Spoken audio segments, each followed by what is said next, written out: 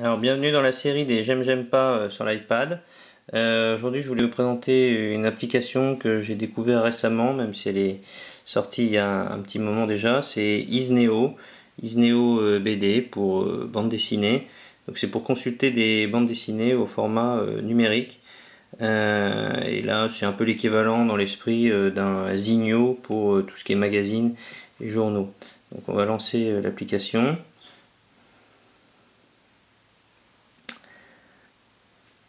Donc dès l'accueil, on se retrouve sur une page qui présente le catalogue et les derniers albums à la une. Donc il vous faudra créer un compte. Vous avez deux offres, une offre de location par album pour 10 jours à 1,99 € ou un achat permanent à 4,99 €. Sachant que dans le commerce, vous allez trouver la plupart des albums à 8,99 € au format papier. Donc c'est plutôt une offre intéressante. On retrouve des best-sellers tels que Blake et Mortimer. On a aussi toute la série des 13 qui est bien connue. Donc ce qui est plutôt pas mal. Donc par exemple si j'en prends un. Donc chaque album vient avec une fiche descriptive. Certains on peut être achetés de façon définitive, d'autres uniquement loués comme celui-ci. On a un petit résumé de l'intrigue, les propositions annexes, date de parution. Et chaque album propose un extrait.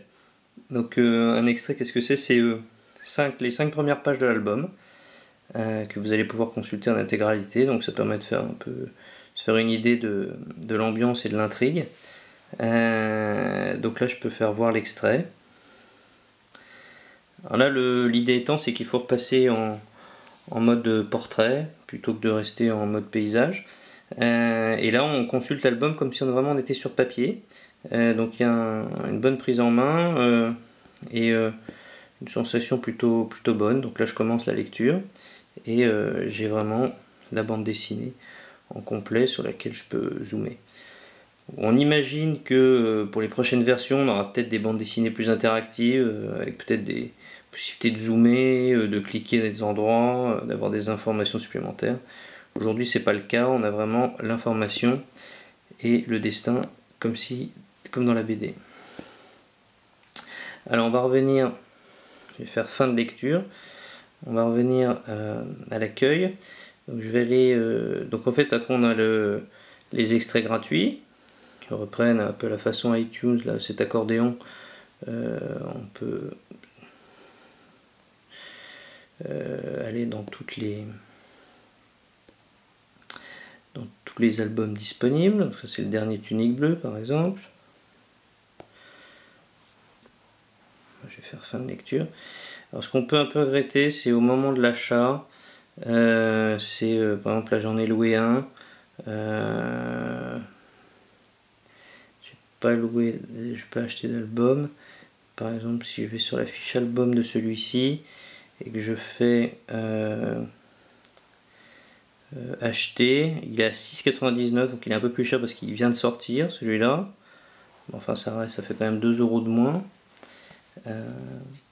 Donc là il est apparu dans mon panier, je clique sur le panier et là en fait quand vous passez vers le paiement, et ben en fait vous sortez de l'application. On ose imaginer que c'est pour éviter les 30% de commission de l'Apple Store.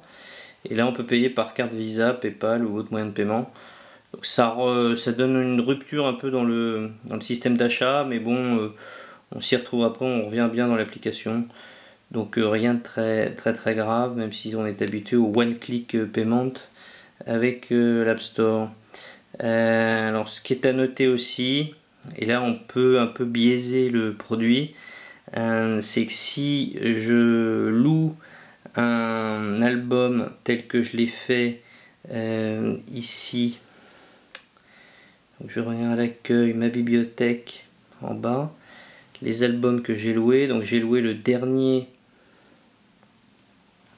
Blake et Mortimer, bon, j'aime bien, voilà, la malédiction des 30 deniers. Et ben si je me dis que je l'ai loué pour 10 jours, et ben je fais un capture d'écran avec le bouton Home et en haut, comme vous êtes habitué à le faire sur l'iPhone ou l'iPad. ça me prend une capture d'écran de l'image, puisqu'on est vraiment à format image. Je vais en faire... Donc je peux prendre en photo toutes les pages de l'album, comme ça. Là, par exemple, là où on retrouve Ulrich. Hop, alors faire attention de ne pas prendre les menus. Et là, je retourne dans mon album photo. Hop. Et ben, si je vais tout en bas, j'ai mes dernières captures d'écran. Et ben, j'en avais fait des tests avant. Et les derniers que j'ai pris en photo, allez voilà. Donc par exemple, là, je me retrouve avec une photo de ma bande dessinée. Et si vraiment je veux payer moins cher et garder mon album photo ad vitam aeternam au format image, bah, je prends en photo toutes les pages de l'album que je vais avoir loué 1,99 € et je le garde, et pas pendant 10 jours mais de façon permanente. Donc c'est un peu la faille du système, mais bon, on s'y retrouve, donc c'est plutôt intéressant. Donc voilà, moi je vous invite à tester Isneo et je suis assez content. Voilà, à bientôt.